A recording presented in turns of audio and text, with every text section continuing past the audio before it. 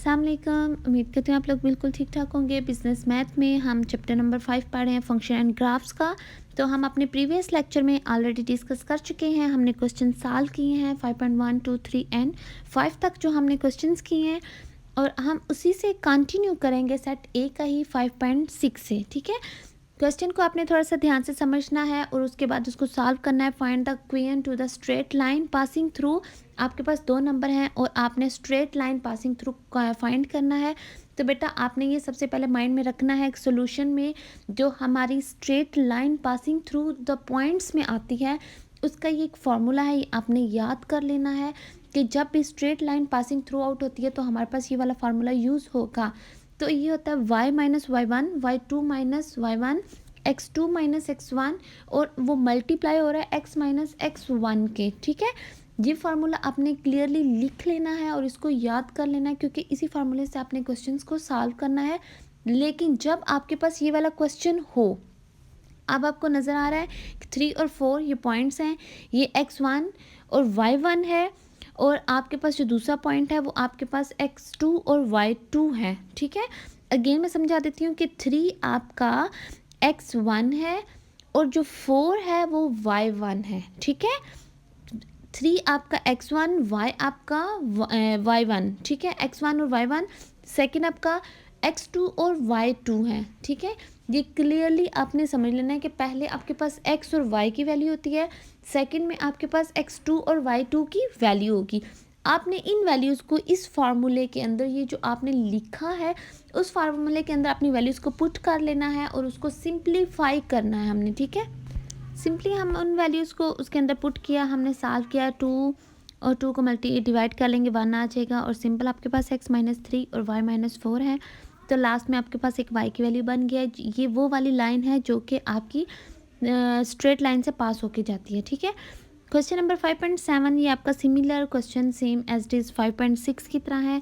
ये क्वेश्चन को आप नोट कर लें, और आगे मैंने कुछ आपको बता दिया है कि फर्स्ट वैल्यू आपकी x1 और सेकंड वैल्यू आपकी y1 होती है, सेकंड जो होता है आपका x2 और y2 होता है। ठीक है, ये क्वेश्चन आपने इसको सॉल्व कर लेना और मुझे असाइनमेंट के तौर पे सबमिट करवा देना है। हम नेक्स्ट क्वेश्चन करेंगे 5.8, और ये आपका क्वेश्चन है, इस क्वेश्चन को आप पढ़ लेते हैं। लेकिन इसके अंदर बेटा देखें, कुछ वैल्यूज़ की जगह ना आपके पास कांस्टेंट नंबर आ गए हैं, 0 और माइनस a और b और 0, ये आपके पास वैल्यूज़ हैं। फर्स्ट वैल्यू आपकी x1 और y1 की है, सेकंड आपके पास x2 और y2 की है।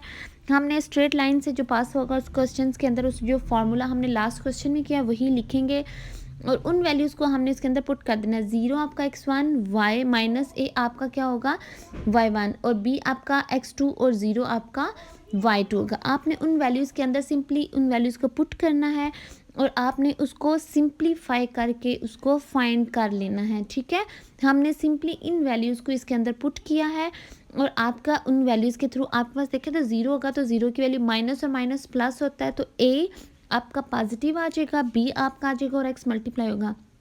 लास्ट में हमने क्या किया, उसको क्वेश्चन को सॉल्व किया है, और सॉल्व करने के बाद आपके पास b y is equal to A X minus A B आ गया है। ठीक है, ये क्वेश्चन आपका सॉल्व हो गया है, कोई मुश्किल नहीं है, बिल्कुल इजी क्वेश्चन है। आपने रिलैक्स होकर क्वेश्चन को सॉल्व करना है।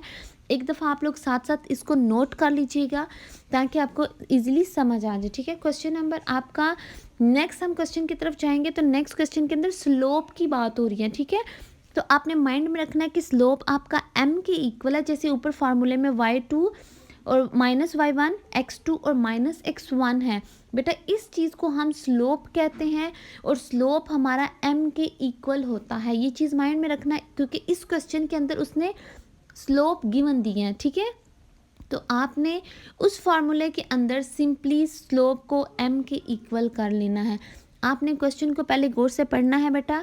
क्वेश्चन के अंदर अगर उसने स्लोप आपको गिवन दिया है, इट्स मीन आपने ये वाला फार्मूला यूज़ करना है। अगर उसने स्ट्रेट लाइन की बात की है तो पिछले क्वेश्चन जो अभी हमने किए हैं उन्हीं क्वेश्चंस को हमने सॉल्व करना है। अब देखें, ये आपके पास एक वैल्यूज़ आ गई हैं। आपने इस गिवन क्वेश्चन के अंदर, क्योंकि 3 और 5 आपका स्लोप गिवन है, और वो आपने उसके अंदर वैल्यूज़ को पुट कर देना है। अब m आपके पास 3 और 5, x1 और y1 आपके पास गिवन है। आपने सिंपली उन फार्मूले के अंदर उनको वैल्यूज़ को पुट कर देना है। अब आपको ये नज़र आ रहा है कि हमने 3 और 5 है, तो जो चीज़ डिवाइड हो रही होती है वो दूसरी साइड पे जाके मल्टीप्लाई हो जाती है। तो 5 ने दूसरी साइड पे जाके मल्टीप्लाई हो जाना है और 3 ने अंदर मल्टीप्लाई हो जाना है। तो आपका ये वैल्यूज़ हमने y को एक साइड पर रख के बाकी वैल्यू साइड पे करनी है, तो ये हमारा एक स्लोप हमने फाइंड कर लिया है। Same as it is question है 5.10, 5.11 और 5.12। तो ये क्वेश्चंस आपने करने हैं बेटा, बिल्कुल ऐसे ही हैं, कोई इसके अंदर चेंजिंग नहीं है, सेम ऐसे ही आपने क्वेश्चन करने हैं। ये आपकी असाइनमेंट है।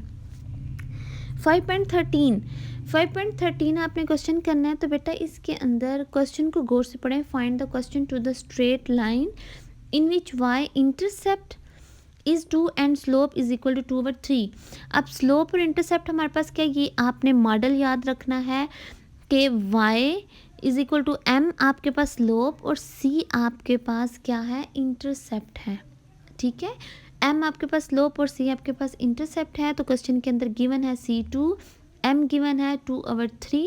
ये चीज़ आपने माइंड में रखनी है। क्वेश्चन के अंदर इंटरसेप्ट और स्लोप गिवन होगा, मतलब आपके पास c और m गिवन होगा। जस्ट आपने ये मॉडल याद रखना है, माइंड में रखना है मॉडल, कि ये मॉडल आपके पास क्या है। आपने वैल्यूज पुट करके क्वेश्चन को सॉल्व करना है। और ये सेम क्वेश्चन आपके 5, 15, 14, 15 और 16, ये 3 question same as it is आपके क्वेश्चन है। ये आपके असाइनमेंट है। ओके बेटा, अल्लाह हाफिज़।